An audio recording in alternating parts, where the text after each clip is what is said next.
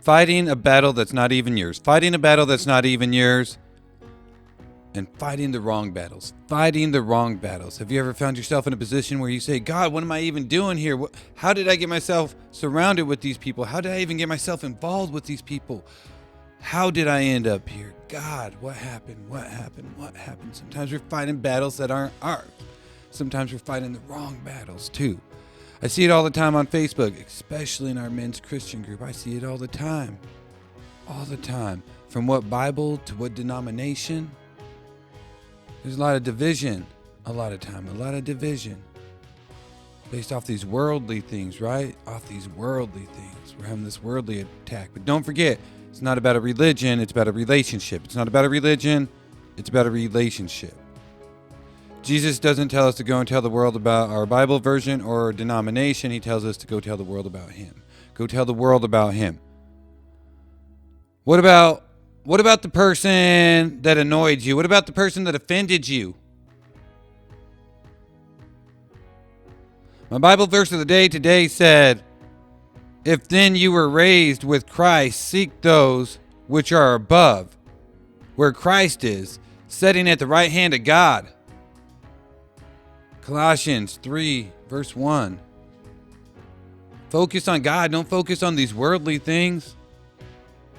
But what does the Bible say about the battle and where it's coming from? What does the Bible say about the battle and where it's coming from?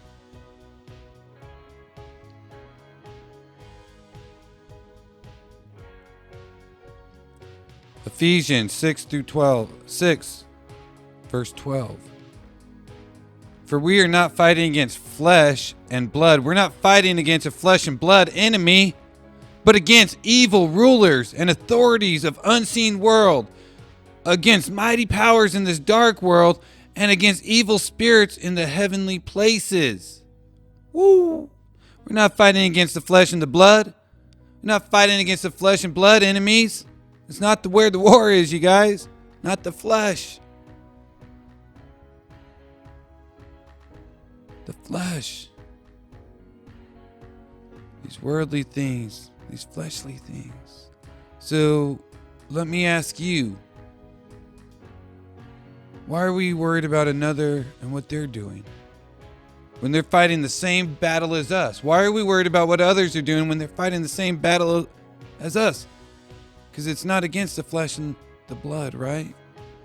So why are we battling the flesh and the blood? That's what this world tells us, right?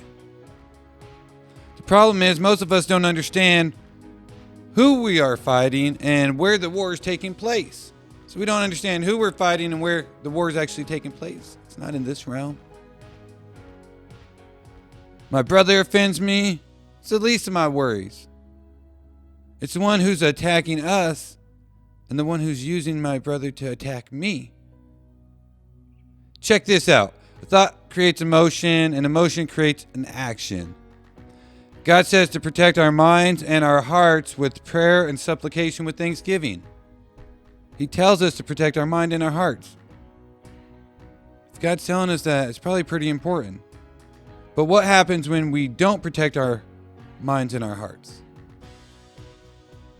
The enemy plants a thought, which leads to emotion, but now you have to take action. Now you have to take action because you're emotionally involved and you're emotionally invested. You have to say something. You have to do something. You have to take action. So when my brother or sister offends me, I need to pray. I need to pray for them and protect my heart and my mind. This is the thing. When my brother is not protecting his heart and his mind, and I let it offend me, I actually stop protecting my heart and my mind. I let my guard down. Now I'm not protecting my heart and my mind. Think of the enemy like a bully. The more you get mad, hurt, upset, the more you feed him. But if you reacted differently, the bully would eventually lose interest in you. Prayer and supplication with thanksgiving. How can you tell if maybe you're fighting a battle that's not yours? How can you tell if you're fighting a battle that's not even yours? Are you trying to control people around you because of the things that they're doing? All you do is feel angry, mad, or maybe even disappointed all the time? Anybody in the house? Or check this one out. Maybe you keep slapping scriptures and verses on some things you wanted to do anyway, that you wanted to do anyways, right? So when it goes wrong, you can blame God. When it goes wrong, you could blame God. The thing is, we are being attacked from 3 different directions. If it was one direction, it's one thing, but we're actually being attacked by 3 different directions and 3 different things, 3 different entities. We're being attacked by the world, the flesh, and the devil. That's where the battle is. The world, the flesh, and the devil. The world makes you feel like you always need more material things. You're always going to need more material things. That everybody else has a better life. Everybody else has the nice things and great material things, and you can never have enough. From the shoes to the clothes to the cars to the houses. Never enough. Worldly things. The flesh is never good enough. If I could just look like them or have bigger muscles or a six-pack or a better face, better teeth, hair. The flesh is always telling me something. Never enough. Then I have the devil, whose only purpose is to destroy me, mentally and physically. No rules, no worries. What does God say about how to fight our battles? The real battles. Not of the flesh and blood, but the real battles. Exodus 14 verse 4. The Lord will fight for you, and you have only to be silent. You have to only be silent, you guys.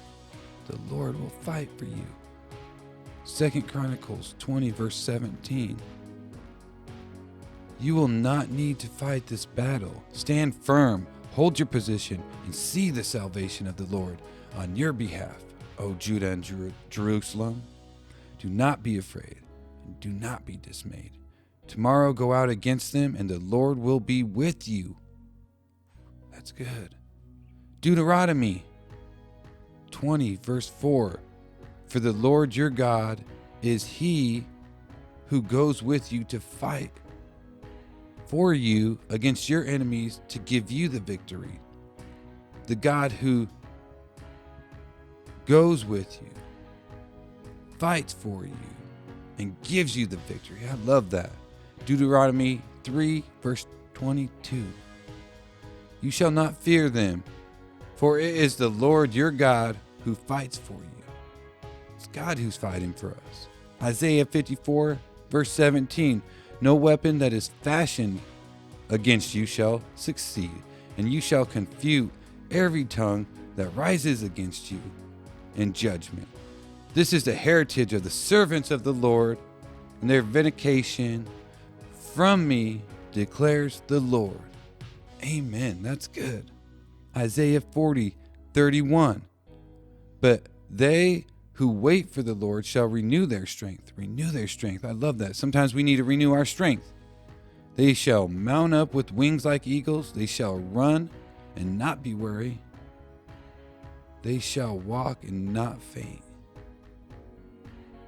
Psalms 34, verse 17. When the righteous cry for help, the Lord hears and delivers them out of their troubles. Romans 8, verse 37. No, in all these things, we are more than conquerors through the one who loved us, through him who loved us, through him who loved us. Romans 8:31. What then shall we say to these things? If God is for us, who could be against us? If God is for us, who could be against us? What battles are you fighting right now that aren't yours? What battles are you fighting right now that aren't yours? The social media post, the neighbor that parks in front of your house, the person who cuts you off in traffic, Those are the worldly battles. You always comparing yourself. You always comparing yourself. And wanting to change who God had made you to be. Always wanting to change something about yourself. Always wanting to change what God had already made you to be. And God saw you. And God said it was good. And God said it was perfect. But we're always wanting to change these things that God already said was good. All our flaws and every bad thing. But God saw it was good. The devil, now he's attacking us mentally and using these worldly and fleshly things to always make us feel inadequate and not worthy for God. Not worthy for love, not worthy for God. Right? Telling us lies, making us doubt. Worst of all, getting us and stealing our focus and stealing our peace. God says he fights our battles for us, leads the way, makes the way, lights the way. All we have to do is trust and believe. So let me ask you, who's stealing your peace? What battles are you fighting that aren't even your battles to fight?